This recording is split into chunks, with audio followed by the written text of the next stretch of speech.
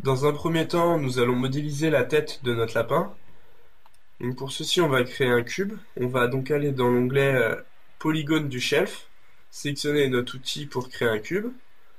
Avec le clic gauche de la souris, on va pouvoir créer la base du cube, puis définir sa hauteur. Une fois que ceci est fait, on va passer dans la front view. On va adapter notre cube à notre front view. Donc en utilisant le Move Tool qui est ici, qui était déjà sélectionné. Le Move Tool peut aussi être affiché à l'aide du raccourci W. Ensuite, on va passer en Scale Tool avec le raccourci R, où on peut le sélectionner ici. Et on va réduire un petit peu notre cube pour qu'il ait une meilleure forme par rapport à la tête. On va ensuite passer en mode point à l'aide du clic droit de notre souris. On maintient le clic droit de la souris, on sélectionne vertex et on va sélectionner nos vertex pour bien les placer sur notre gabarit. Donc on va sélectionner ces deux-là. En passant en Scale Tool, on va les réduire. Voilà. Donc voilà notre cube un petit peu plus adapté. On va ensuite le subdiviser. Donc pour faire ceci, on va aller dans le menu Set, sélectionner Polygone, puis avec notre cube sélectionné, on va aller dans Edit Mesh et on va faire Insert Edge Loop Tool. Et on va insérer une division ici. On reprend notre Scale Tool et on va agrandir cette subdivision pour qu'elle prenne la forme du gabarit. On va faire encore une fois la même chose ici. On appuie sur R pour avoir notre Scale Tool. On adapte. Voilà. Pour avoir un maillage un petit peu plus joli, on va refaire la même chose. Insertion ici. Et on appuie sur R. Là, c'est vraiment du chipotage, on avait presque pas besoin. Voilà. On va prendre, grâce au clic gauche de notre souris maintenu, on peut sélectionner le mode face. On sélectionne la face du dessus, donc en désélectionnant celle du dessous, grâce à CTRL, on peut avoir que celle du dessus. En appuyant sur Shift et le clic droit de la souris maintenu, on fait apparaître un autre menu et on va sélectionner Extrude Face. Ça va nous permettre d'avoir un nouveau manipulateur qu'on va monter ici jusqu'en haut de la tête. On va passer en mode point, clic droit, vertex, et on appuie sur R. On va les placer sur le milieu des oreilles à peu près. Descendre un petit peu grâce à W pour faire apparaître le Move Tool. Et on va faire la même technique, ajouter des points avec le Insert Loop Tool. On va en ajouter par ici et ici. Voilà. On passe en mode vertex. On sélectionne ça. Scale Tool pour agrandir. Encore une fois, la même chose. Voilà. On va passer en vue perspective pour voir rapidement ce qu'on a fait. En appuyant sur 5, on voit les faces. Donc voilà ce qu'on a fait. C'est pas très joli, c'est normal, c'est pas du tout adapté sur la vue de droite. On va justement passer dans la vue de droite et on va adapter tout ça. Donc déjà, on va sélectionner nos points supérieurs. Avec le Move Tool, on va les adapter. Donc surtout, on travaille que sur ce plan pour pas casser ce qu'on a fait sur la front view. Donc là, on va adapter tous nos points. On va déjà adapter celui-là parce qu'on ne voit pas vraiment où il va celui-là. Voilà, ça va être cool comme ça. On adapte pour avoir quelque chose de joli. Donc, voilà.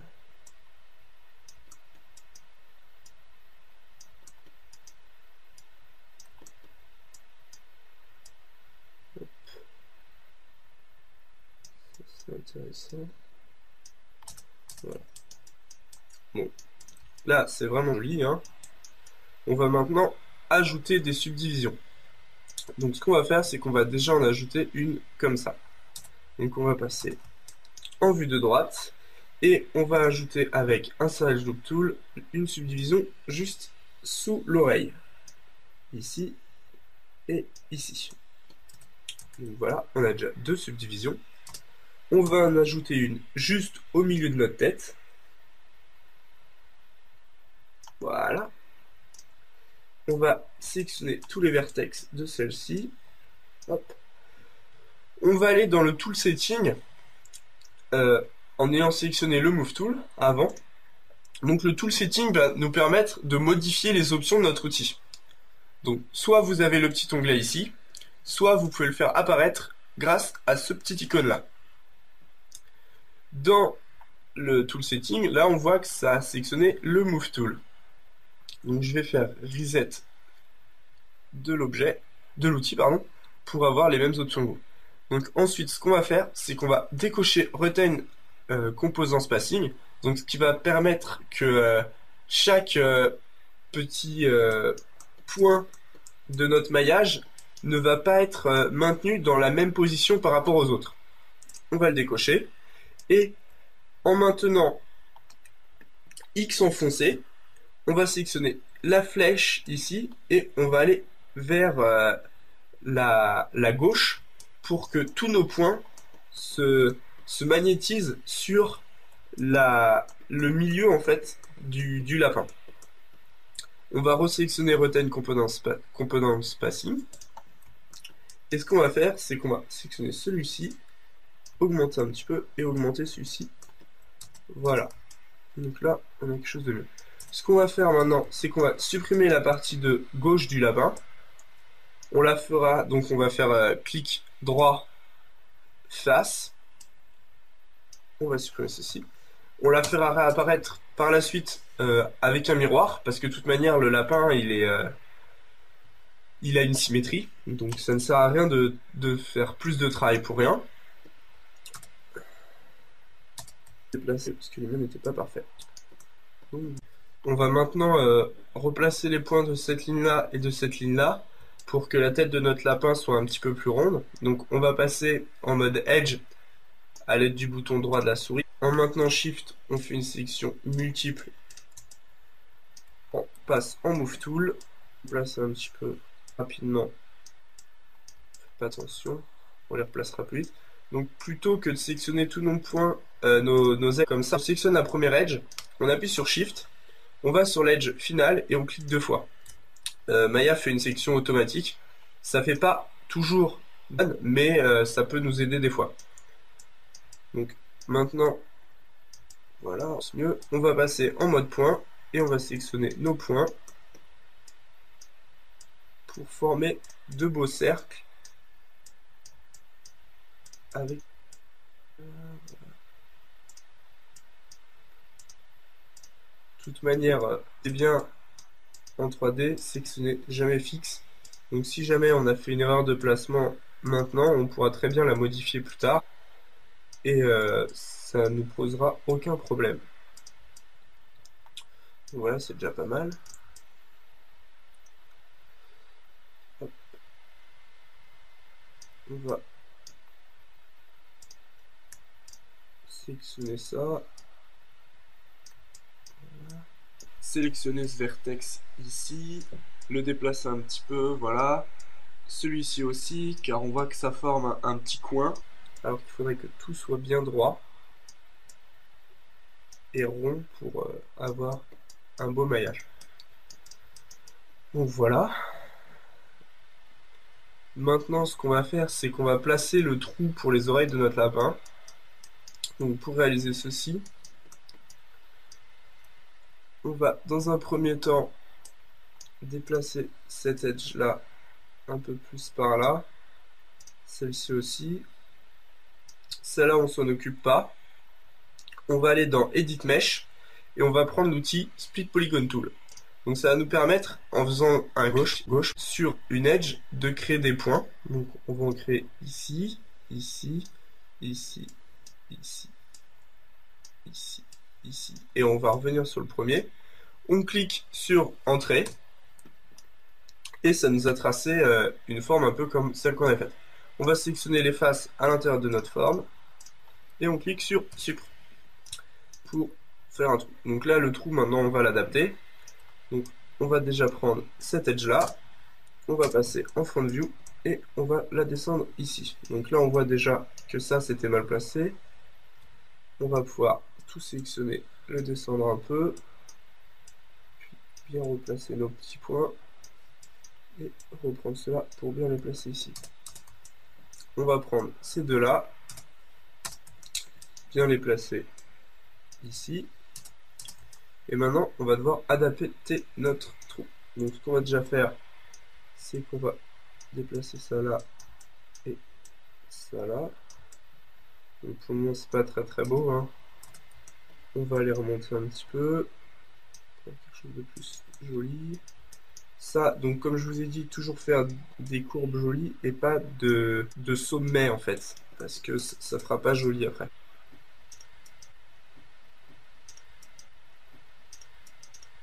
Voilà, on va aller sur la vue de droite et on va adapter à nos oreilles. Donc on replace bien tous ces petits points qui sont mal placés.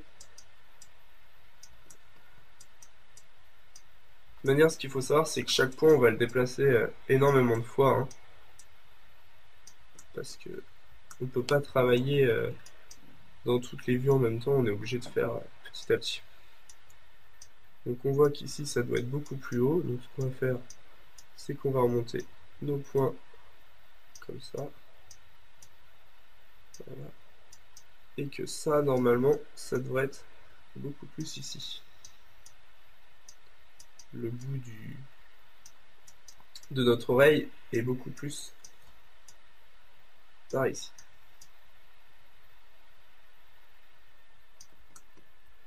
On va déplacer ça pour avoir une plus belle courbe. Voilà, qui est déjà un petit peu mieux. De toute manière, elle va encore bouger dans le futur, vu qu'on va devoir rajouter encore des edges. Donc là, bon, ça fait un peu bizarre quand même ça, que ici ça soit comme ça. Mais c'est pas très adapté, qu'on va se mettre au milieu. Voilà, de toute manière.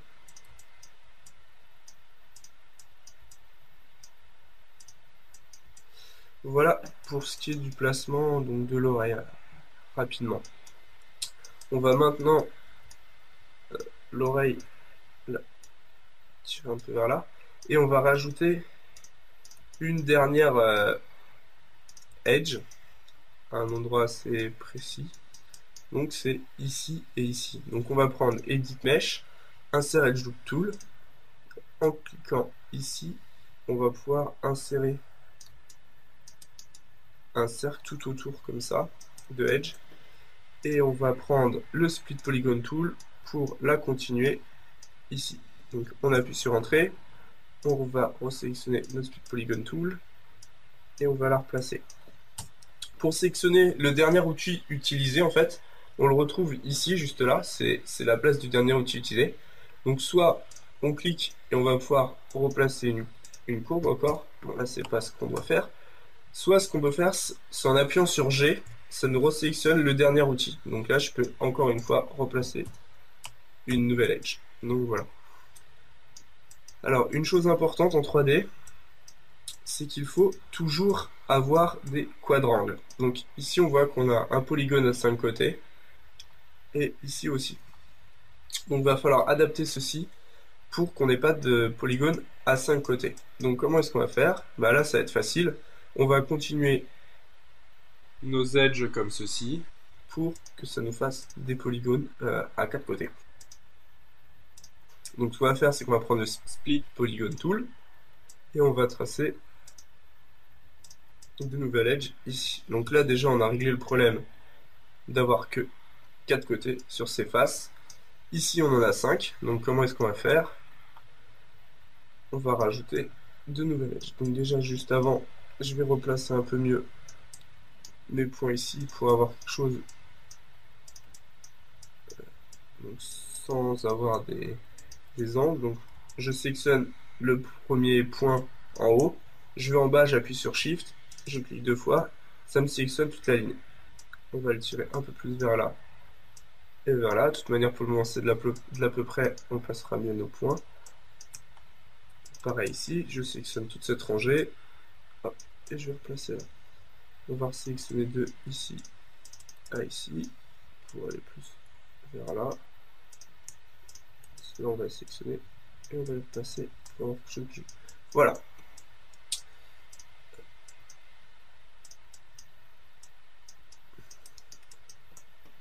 Ce qu'on va faire maintenant, donc, c'était d'enlever nos polygones à 5 côtés qui sont ici. Donc, comment on va réaliser cette opération? Pour ceci, on va utiliser l'outil Split Polygon Tool, encore une fois. On va tracer des polygones comme ceci. On appuie sur G pour utiliser le même outil. Entrée pour valider. Voilà. Donc, ce qu'on va faire maintenant, c'est qu'on va adapter notre géométrie de cette tête pour que ça ait une plus jolie forme. Alors, déjà, on va replacer bien l'ouverture de l'oreille sur le gabarit. Hop. Avec W, on utilise le Move Tool. On déplace tout ceci. On va descendre un peu ces points-là pour que ça ait une plus jolie forme et que nos points soient pas trop près, parce que c'est assez important quand même d'avoir des polygones, on va dire, qui ont une taille uniforme. Après, si on a des polygones qui sont trop gros, là on voit très bien qu'on a un polygone un peu trop gros par rapport à celui-là. Tout à l'heure, on va déplacer tous ces points pour les mettre un petit peu mieux. C'est important d'avoir des polygones assez uniformes et Aussi, il faut essayer toujours d'avoir des angles d'à peu près la même dimension.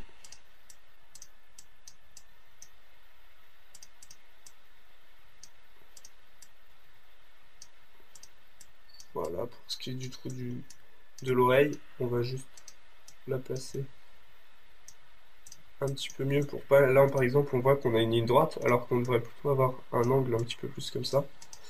Pour ici, c'est exactement la même chose, parce que comme on a divisé notre surface, mais qu'on n'a pas replacé notre point, celui-ci, c'est juste mis au milieu, en fait.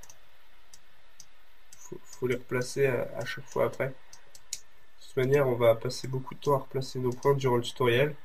Il faut savoir que les points, moi, où je les place, vous trouvez peut-être pas ça joli.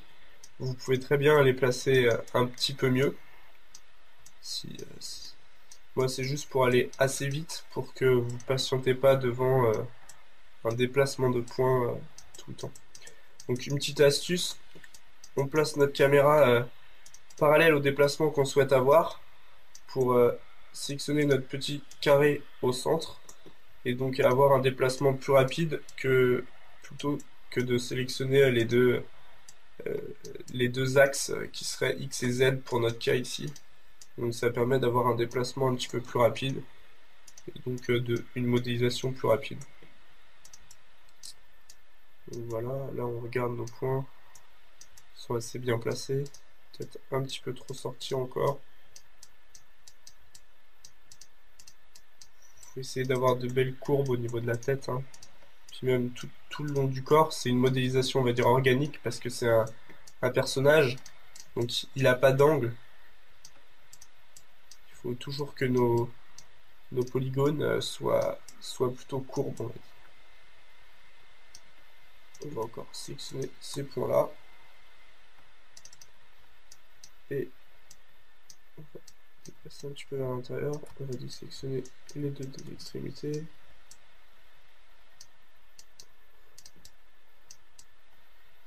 C'est un petit peu mieux. Lui, on va le déplacer. Vous voyez, je me mets à chaque fois vraiment parallèle au déplacement que je souhaite avoir.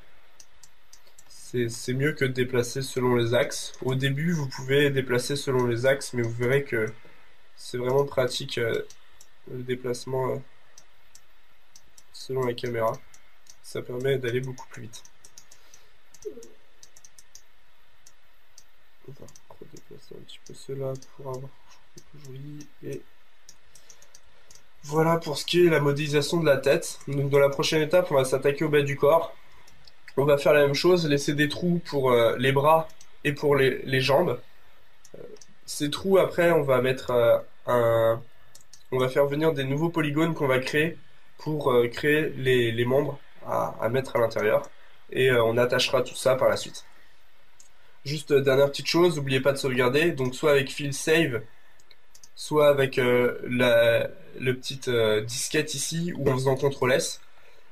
Avant de sauvegarder la première fois, allez voir les options de sauvegarde. Là, je vais remettre les miennes par défaut. Normalement, par défaut, elles sont comme ça. Activez le incremental save, ça vous permet d'avoir un historique des sauvegardes en fait. Moi, je les limite à 20 pour pas que mon disque dur soit saturé. Comme ça, j'ai 20 sauvegardes. En fait, quand je vais faire une sauvegarde, celle d'avant va être enregistrée à un autre endroit sur mon disque dur. Et comme ça, je pourrais très bien aller les rechercher. Ça permet d'avoir, on va dire, un petit truc de secours, quoi. Si jamais, quand on a sauvegardé, on avait fait quelque chose de mauvais, qu'on n'a pas envie de tout refaire, bah, on va récupérer une ancienne sauvegarde, et puis voilà. Et donc Maya s'occupe tout seul de les faire. Dès qu'on clique sur Save Scene, là, je lui ai demandé de faire 20 sauvegardes, de garder 20 anciennes sauvegardes. Donc il va me sauvegarder la première, la deuxième. Quand il va arriver à la 20e, il va supprimer la première qu'il a fait. Et à chaque fois comme ça, donc on a 20 anciennes sauvegardes que Maya va garder. Donc voilà pour ce qui est de la modélisation de la tête.